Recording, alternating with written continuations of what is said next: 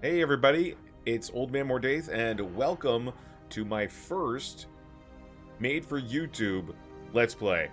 So, I've been asked for some time now to start providing YouTube content for those who can't make my live streams, which is over on Twitch if you ever want to go check it out. But I hesitated for a long time because I wasn't too sure I had the time to make both Twitch content and YouTube content. I won't bore you by the details. If you're here at this channel, you don't like the BS and the yammering on, and it's already too late for that. But I want to get in and show you guys my process of playing a game with some of my created empires in the campaign setting in which I play my Stellaris game. And I'll be providing more details about this empire and their ultimate RP goals as time allows.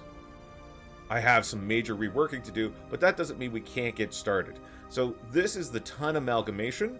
They are Hivemind, as you can see. They're empathic, strength of legions, hive-minded, strong, repugnant, quarrelsome, and resilient. And the concept behind these guys, they're also the Tree of Life Guardians. That's an important thing.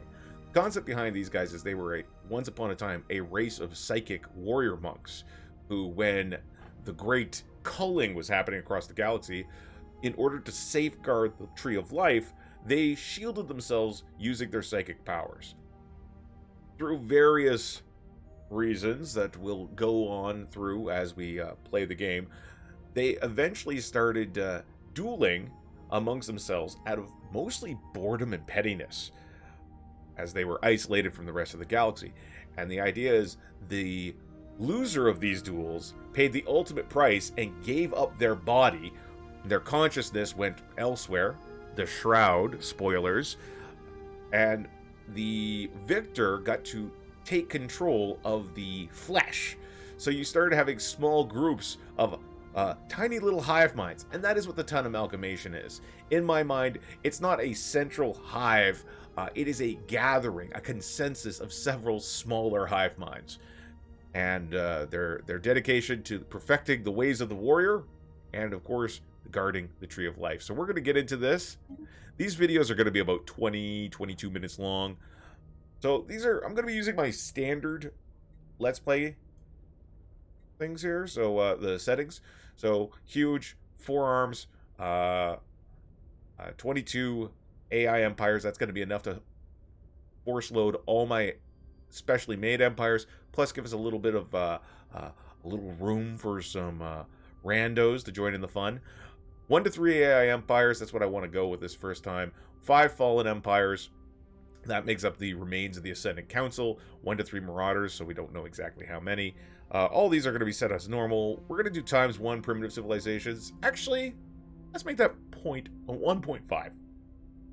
I'm only going to do a ×10 crisis because I don't feel like punishing myself. I got a ×25 crisis going on as of the recording of this on my Steam page. Sorry, my Twitch page. So I don't want to do another one of those. I want to relax a little while I do this. Crisis type is going to be random.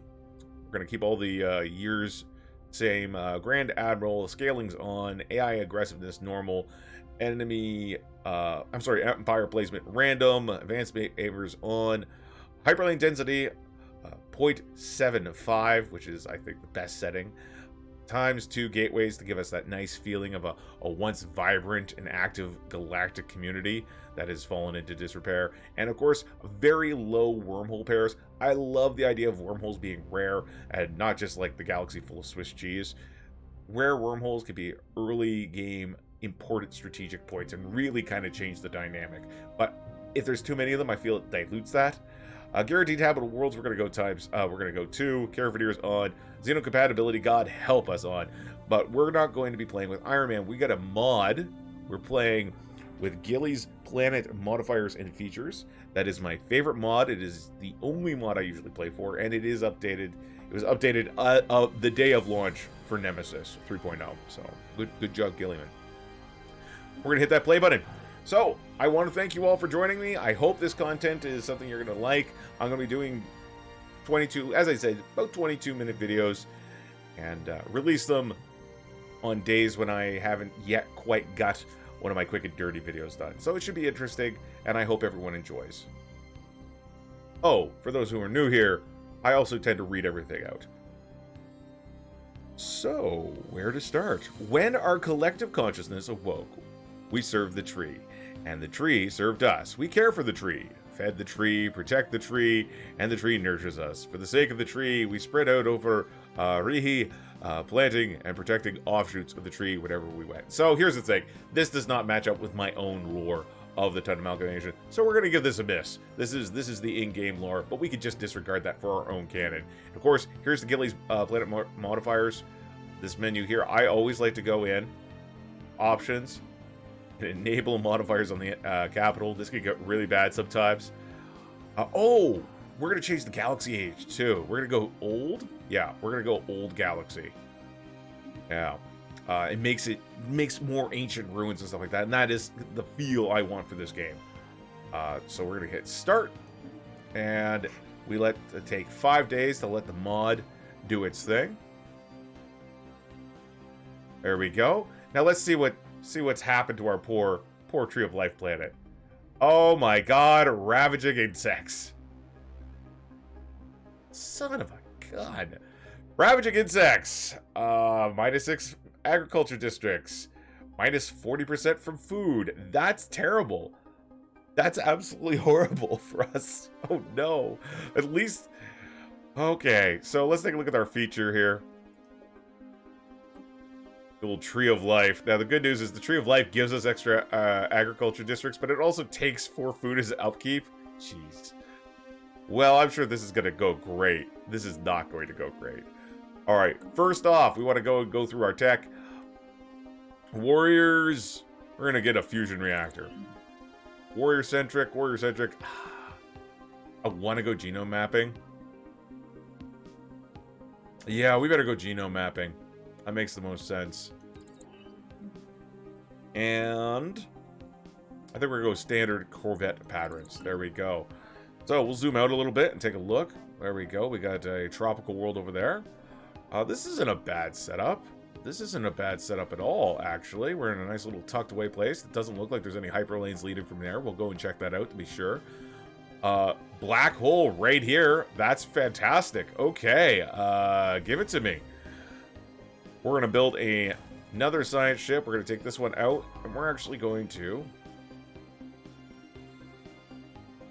go right to the black hole. We want to secure this as a choke point right away. Our second science ship is going to go down and take a look at this planet, and we'll probably colonize it. Now, one thing I do want to point out is in this mod that we're using, go under policies, at the very bottom here, you got surveying policies. Orbital mapping, to boldly go, and away teams. These are special things that Guilli put in. And I always like away teams. Experience from survey discoveries increased by 100% and gain an additional reward from any survey discoveries. Survey speed minus 60%. Anomaly discovery chance increased by 5%. I think it's worth it. The other one is just normal. And orbital mapping is survey speed plus 100%. Anomaly discovery chance minus 5. So that's if you want to just kind of like do it in a quick rush. But I like away teams. Give me those anomalies. Anomalies? Give it to me. I think it's a good time. So let's take a look here. We're running out of amenities. Now, the reason I chose this is I'm not particularly great at Hivemind. Very, very much a non-hive, non-robot player. So I'm always trying to challenge myself a little.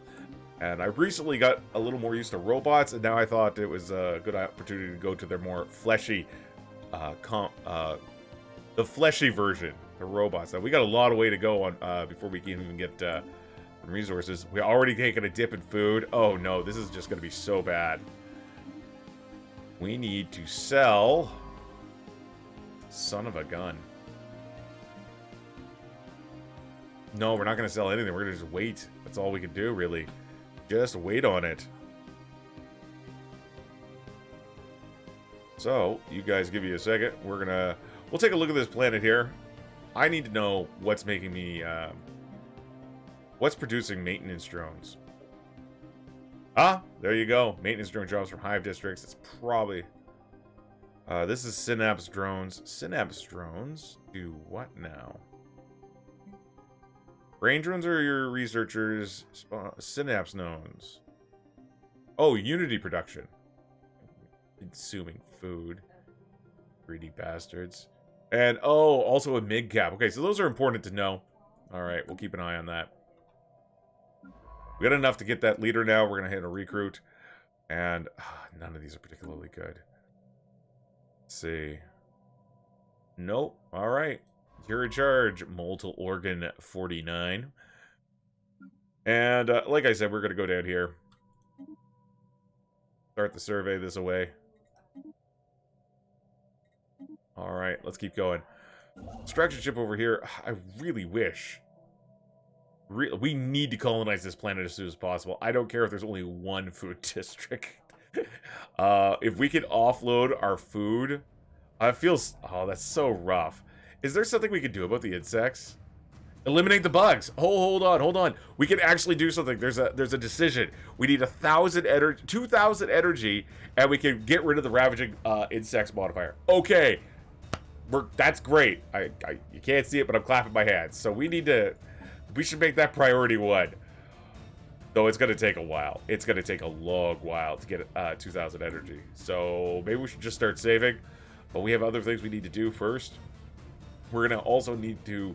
Also need to sell resources in order to keep our food supply up, so this could take a while. We're gonna move up the fastest. We're gonna keep things going. What's this? Someone else's problem? It looks like some uncaring civilization has used Ranciton 3 as a dumping ground for its toxic waste. Billions of tons of radioactive, caustic, and toxic metals and chemicals have been dumped spread across the surface of this world. Most of the dumping must have been done from orbit for it to have been spread out. Cleaning this up seems like an impossible task.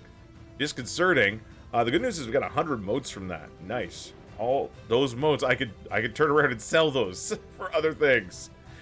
Now, one thing I always hear is, if you're role playing, how do you justify having a market when you're a hive mind?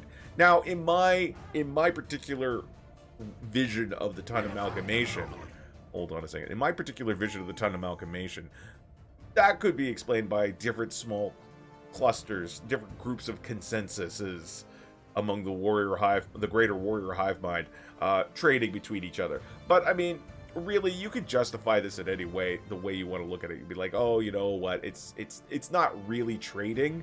It's interacting and like consuming resources to create other resources. Maybe a one-shot science project that allows you to like turn alloys directly into energy, and then the energy in turn gets transferred to something else. And it's very inefficient, so the best way to do it is to create the buildings. But these one-off projects you could use that to explain it, and that's the way I tend to justify it.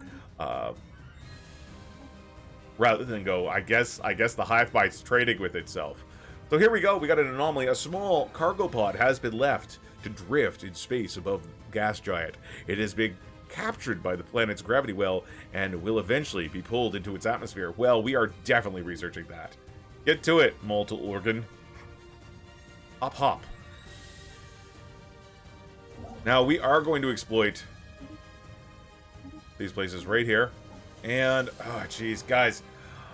I think we're going to have to take synchronicity first, if only just to stop bleeding, to help stop bleeding food. So we're going to adopt that. That adoption gives us a minus 10% food cost, which is nice. There, we're practically normal. So we're going to build a farming district. God help us. We're going to put a focus on farms, so these guys will come over here. Now, that could cause us a problem with our amenities, but it is what it is. A discarded cargo pod was left by someone in the upper atmosphere of Ranciton 5 long ago. It has somehow escaped the notice of other spacefarers, and its decaying orbit means it would have been lost in the gas giant's crushing atmosphere within another few years. When the crew of the searcher unit unsealed the pod, they found a stash of alien jewelry made of precious metals. We need that. 448 energy. Well, I'll take it. I'll take it, damn it. Oh, we got a couple other things. So, a lot of these are events coming from the Guilli's mod that I pointed out, and I'll leave the link to that in the description down below this video. So the atmosphere here on Ocididum 1 is so dense it mimics the flow of liquid.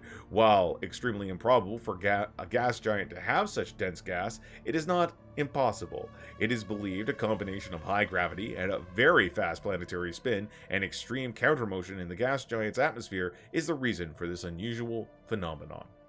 Disconcerting. Got some unity, that's nice. It's got some science on it. The other one here, over here on Ocididum 1, a deep scan of the gas giant of Ocididum 1 has revealed a strange new undiscovered phenomenon. Spread out across the gas giant's upper gas layer are small pockets of floating flora, small islands of roots and vegetation, most in tree form. The leaves and branches are huge and extremely light and sway with every gust of wind. The flowers are shaped like giant semi-transparent elongated balloons. The giant floaty leaves simultaneously absorb the little sunlight they get and the various base chemicals found in the gas giant. Remarkable. Life finds a way.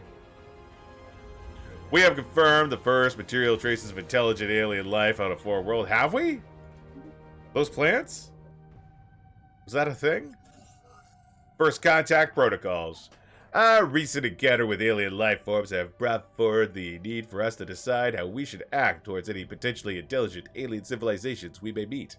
One possibility would be for us to seek to establish peaceful contact with them as soon as possible by sending them the information necessary for them to translate our communications. This may, however, prove imprudent should they have hostile intentions toward us.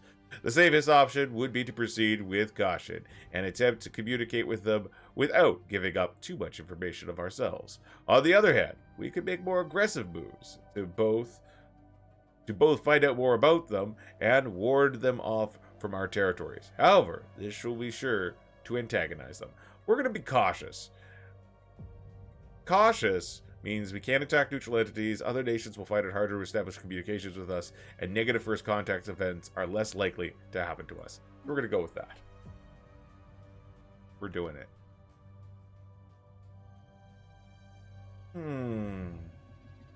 Vital elements. A strange phenomenon deep in the core of Ocididum 1A has resulted in a lot of minerals and chemicals fusing and reacting together to form a very rare heavy element. The constant tectonic activity has pushed most of those to the surface. With proper equipment, this could provide a good addition to our mining efforts. Remarkable. Nice. Nice. Very nice. That is a sweet little system. I am a happy camper. Alright. You guys are taking their sweet time. We are gonna build... Oh, no. We're gonna go into the ship designer.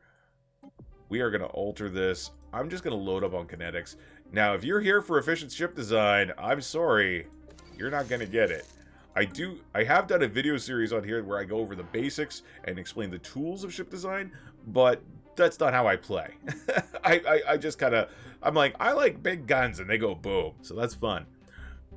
There we go. So we're gonna go and load up on... kinetic weapons, and we're going to see how that plays out. We're going to need to upgrade our ship, but we're also going to go in here and we're going to expand. Yeah, that's good right there. Just to 10 for now. We'll work at building that fleet out. While scanning the star Ocididum, our spaceship's onboard computers quickly detected repeating patterns in the radio frequency signals it emanates. An engineer recognized some of these patterns from a piece of music it once observed. This engineer proceeded to convert the pattern using a particularly clear instrument and managed to produce quite a unique sound. A full recording of these patterns has produced quite a beautiful sounding piece of music. With the right equipment, you could practically hear the star sing. Incredible. Incredible. Absolutely fantastic. There we go. The correction throng fleet has been upgraded. More importantly, we got access to some of this now. And I think we're going to do this one. Synapse drones producing an extra 2 amenities. Yes, please. That's going to help our amenity situation very nicely. I mean, not very nicely. It's just not terrible now. We're doing great. We have found an anomaly. We're gonna get rid of those bugs in no time. Our construction is Alright, what do we got here? Unusual readings suggest there may be more that meets the eye in this desolate world. We're gonna check that out. Very nice. This is all done up. I really, jeez. I don't know which way we're gonna go first. We'll just wait and see for sure. Are we gonna get a... Yeah, let's get a third science ship. Yeah. Now, a lot of people just leave the anomalies. And just go out and search. You'll see, especially with the minus 60% search speed, it's taking us a long time to even get the first two systems done. And that's okay. I'm fine with it. We're going to be a slow, ponderous race. Oh, the random system is finally fully surveyed. Large green clouds can be seen from far away when looking at the gas giant Rancitian 6. Its vibrant green is a stark contrast with the white-yellowish cloud layers and dark brown bands of denser gas. Our science ship, Searcher Unit, currently surveying the system of Rancitian, I think it's Rancitian, has discovered these green clouds are actually a life form.